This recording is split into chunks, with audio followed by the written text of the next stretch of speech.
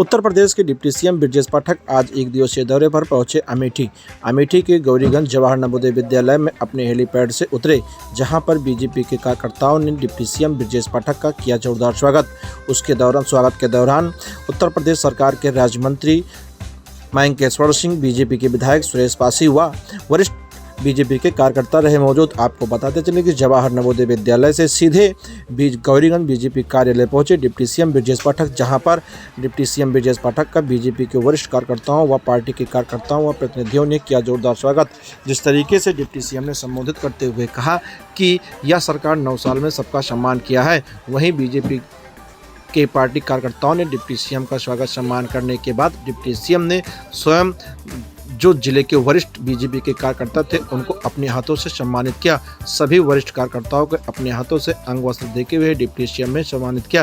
Deputy CM ने संबोधित करते हुए कहा कि जिस तरीके से केंद्र सरकार के 9 साल पूरे हुए हैं तो पूरे विश्व में भारत का मस्तक ऊंचा हुआ है। इस सरकार में 9 साल में अगर बात की जाए तो हर क्षेत्र में गरीबों का सम्मान बढ़ाया गया है। यह सरकार ने जो पहले गरीबों का सपना हुआ करता था, आज वह गरीबों के द्वार पर मोदी सरकार ने उपलब्ध करवाया है। जिसके चलते डिप्टी सीएम ने यह भी संबोधित करते हुए कहा कि किसानों को किसान सम्मान निधि सीधे उनके खाते पे जा रहा है। ये उज्ज्वल योजना के तहत सभी गरीबों को गैस सिलेंडर व चूल्हा उपलब्ध कराया गया है। हर घर को शौचालय भी उपलब्ध कराया गया है। जिसके चलते पहले उत्तर प्रदेश में अगर बात की जाए तो समाजवादी पार्टी के सरकार में सफाई में लोग जाते थे तो उनका एक नारा हुआ करता था कि जो प्लाट खाली है वो प्लाट हमारा है। डिप्टी सीएम ब्रजेश पाठक ने आड़ो हाथ लेते हुए यह बयान दिया और उन पर विपक्ष पर जमकर हमला बोला। जिस तरीके से उत्तर प्रदेश में कानून का राज स्थापित है, डिप्टी सीएम ब्रजेश पाठक ने कहा कि गुंडा माफिया भ्रष्टाचारी बिल में घुस गए हैं, यहाँ तो प्रदेश छोड़कर भाग गए हैं। माफिया इनकाउंटर के डर से आज सरेंडर कर रहे हैं। वहीं अमेठी एक हाई प्रोफाइल सीट है जहाँ पर सांसद स्मृति ईरानी हमेशा सक्रिय रहती थी, यहाँ की विकास कार्यों को लेकर हमेशा चिंतित रहती थी। उन्होंने 2019 में एक इतिहास रचा और मैं आह्वान करता हूँ कि अमेठी की जनता ने उनको अपना चुना और इसी तरीके से आप लोगों या वरिष्ठ कार्यकर्ताओं व वरिष्ठ नागरिकों की उपस्थिति, जनप्रतिनिधियों की उपस्थिति में जिस तरीके से 2019 में अमेठी से सांसद स्मृति ईरानी बनी थी, वैसे ही 2024 में ही फिर से आप लोग अधिक मतों से उनको विजयी बनाएं। डिप्टी सीएम ने सरकार की उपलब्धियां और 2024 लोकसभा चुनाव पर विस्तार और प्रकाश डालते हुए कार्यकर्ताओं के साथ समीक्षा बैठक की।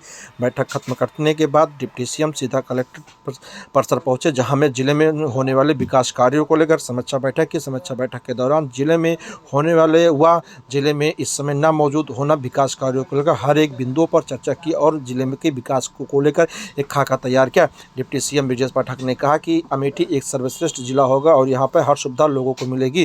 जिस तरीके से बात की जाए तो अमेठी एक सर्वश्रेष्ठ जिला होगा और यहाँ पर हर सुविधा से लैस होगी, जो कि यहाँ की जनता को सीधा उनको फायदा मिले।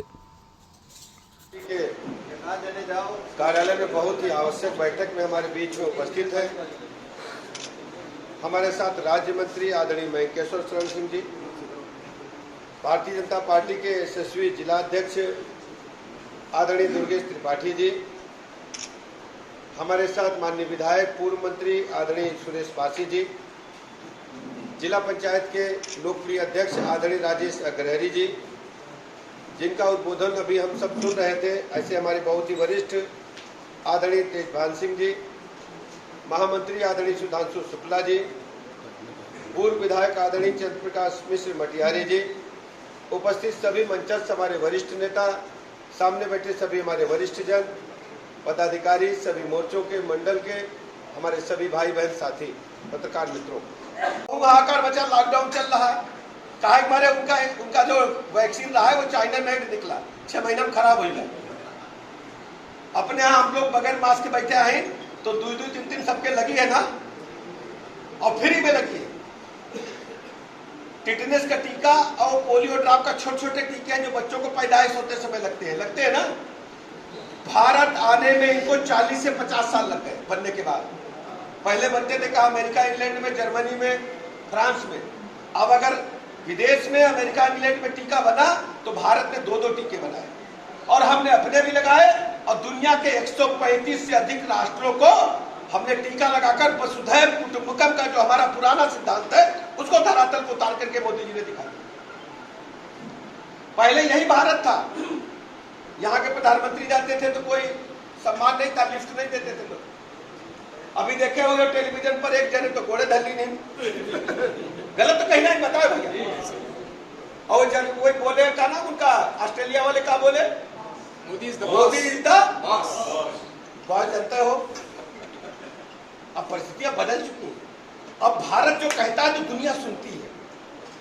अब रूस यूक्रेन युद्ध चल ही रहा है, हमारे यहाँ ढेर सारे लड़का पढ़े जाते हैं, डॉक्टरी फंसे हैं, तो मोदी जी ने रूस के राष्ट्रपति से भी बात करी और इधर जेलेंस्की के एक गोली नहीं चली, जहके तिरंगा रहा है जो बस में एयरपोर्ट तरफ जा रहे रहे, बस एक गोली नहीं चली। यह है भारत की ताकत। भारत कोई सतैवे कहिए हिम्मत नहीं कही रहा, नहीं तो पहले यही सपा वाले नारा लगावत रहे। समाजवादी पार्टी का नारा है खाली प्लाट हमारा, कब्जा कहने कोई प्लाट मकान में नहीं हो, कब्जा करेंगे सारा। गलत नहीं है कोई बचा। और उनके नेता तो बता दी कि अगर किसी बच्चे के साथ कोई गड़बड़ घटना हो गई गांव में, अरे लड़का सब करते रहा थे, तो लड़का तो और करी है, कंट्रोल करे पड़ी, अनुशासन सिखाए पड़ी। हमारी सरकार ने अनुशासन अपनाया है, सबको सम्मान देने का निर्णय लिया है, सबको आगे बढ़ने का अवसर मिला, हर स्तर के लोगों को आगे बढ़ने। पहले नौकरी मिले तो लिस्ट निकले तो एक ही बिरादरी के लोग आए नहीं, जो लिस्ट जाए नेताजी के यहाँ तो वही नौकरी पावे, एसडीएम की, सीओ के, तहसीलदार के, बड़े बड़े नौकरी जो। तो लड़का का इलाहाबाद में प्रयागराज में लोक सेवा आयोग का नाम बदल दिया, वही के आगे एक बिरादरी का नाम जोड़ दिया। आपको याद हुई पढ़े लिखे लोग पत्रकार लोग बताइए, यही रहा ना। आज हमारी सरकार ने 6.5 लाख नौकरियां केवल मेधा के बदौलत, मेरिट के बदौलत, पारदर्शिता के आधार पर दी, 6.5 लाख से अधिक। और माननीय प्रधानमंत्री जी ने तय किया है कि हम पूरे देश के नौजवानों को मिशन रोजगार के तहत आप देखते हुए लगातार नियुक्ति पत्र बांटे जा रहे हैं। को सोचत रहा है कि दुनिया भर के उद्योगपति लखनऊ ही है और उत्तर प्रदेश में बड़ी बड़ी फैक्ट्री लगी है, फैक्ट्री तो यहाँ तो भाग नहीं रहे। अब मोबाइल हम लोग जो यूज करीता है, दुनिया की सबसे बड़ी फैक्ट्री यूपी में है, नोएडा में, दुनिया की सैमसंग लगाई, पहले वो चाइना में रहा है। हम दूसरे नंबर पर उत्तर प्रदेश वाले मोबाइल मैन्युफैक्चरर हैं, हम पूरी दुनिया को मोबाइल देते हैं, दूसरे नंबर पर भारत में है, भारत माता की दूसरे नंबर। मैंने नहीं सोचा, ये सोचा तो किसी ने, माननीय मोदी जी ने सोचा। कौन बीमारी पड़ जाए तो पहले गहने गुड़िया बहनी बिटिया बिक जाती है, कैंसर हो जाए, हार्ट अटैक आ जाए, पेट में कौनी ऐसी दादा किडनी फेल हो जाए, कल गहना बेचो, गुड़िया बेचो, चैन बेचो, मंगलसूत्र बेचो, पायल बेचो, यही होता था दादा ना। 5 लाख तक का फ्री इलाज का इंतजाम मोदी जी ने किया। अब इलाज कहाँ हो? आजादी के बाद से 17 से पहले अपने प्रदेश में मात्र 13 मेडिकल कॉलेज सरकारी क्षेत्र में थे। डॉक्टर कहां से बनेंगे? डॉक्टर नहीं। लेकिन मोदी जी ने तय किया कि हर जिला में एक मेडिकल कॉलेज बनी, तो 75 के 75 में मेडिकल कॉलेज बन रहे, 65 में बन के तैयार है, काम पढ़ाई चालू है। कुछ जिला बचे, 2-3 महीना में वो बन जाएगी, काम शुरू कर दिन है, कागज में चल रहा है, टेंडर जाकर के पीपी बोर्ड को बना रहे। अब डॉक्टर बन गए तो नर्सिंग कॉलेज चाहिए, तो हर जिला में मेडिकल कॉलेज के साथ नर्सिंग कॉलेज भी सरकारी बनी है, ऐसा निर्णय होगा। किसानों का कौन पूछत रहा है? 6,000 रुपया सभी किसानों के खाते में डायरेक्ट जा रहा है, जा रहा कि नहीं जा रहा बताओ दादा। और कौन जाए कि नहीं, तहसील के चक्कर काटे नहीं है, डायरेक्ट खाते में आ रहा पैसा। जितना दिल्ली छोड़ा जा रहा उतना पैसा सीधे खाते में आ रहा है। नहर का पानी छूटे तो भले लीटर 2 लीटर बीच में सूख जाए, लेकिन पैसा पूरा जितना छोड़ागा दिल्ली से उतना आ रहा कि नहीं दादा बताओ? पूरा आ रहा। अद्भुत नजारा है। और दीदी बोलती है तो दुनिया तो देखबे करे थी। दीदी जब बोलती है पार्लियामेंट में तो हमारे भाई छाती जुड़ाए जाते हैं कि हमारा नेता बोल रहा कि यही तो है दादा। क्यों बड़े बड़े तो सुनते हैं, क्यों भैया बताओ भाई, ठीक सब लोग सुनते हैं ना, बड़े बड़े लोग। अच्छा जीव तो जुड़ा थे ना कि हमारा नेता बोल रहा, पता चला महीने बैठा ही बोली नहीं रहे, पार्लियामेंट चल रही बोली नहीं रहे, हुआ चले गए अपनी नानी की यहाँ। भाई गलत तो गलत कहीं बताए, टूर्नामेंट चल रही हुआ चल गए, कहाँ लगे इटली जा रहे, नानी के जा रहे हैं, बर्थडे मनावे। लेकिन दीदी बहुत मेहनत करती है ना। तो सब लोगों का जुगली ताकत से जुटे के जुटिया हो ना सब लोग। और हम तो देखो भाई आए बहुत दिनों से अमेठी तरह घरेलू रिश्ता है, क्यों मटिया जी, क्यों सुरेश जी, राजा साहब भी हमारे साथी है। तो सब लोग जुटो भैया, सब लोग जुटे हो ना सब लोग। तो पिछली बार से दुगनी ताकत से जुटे है, ठीक है ना। और कबहू कोई बात पड़ जाए तो हम लखनऊ मान लो अमेठी के ही प्रतिनिधि है। हमारे दरवाजे सब आपके लिए है। कबहू को चिट्ठी डाल देना, पोस्ट कार्ड डाल देना, फोन कर देना, हम पूरी तरह से आपके संग देंगे हर तरीके से। और एक बात और बता दें, अमेठी के कार्यकर्ताओं के सम्मान से समझौता हम नहीं करेंगे, ये मेरी जिम्मेदारी है। हर स्थिति में आपके साथ मैं बहुत अधिक समय नहीं लूंगा। दादा ने सारी बातें बताई है, और दादा तो हमारा बहुत पुराना रिश्ता है, क्यों दादा 25 साल बीत गए। तो आप लोगों को बहुत बहुत बधाई, शुभकामना।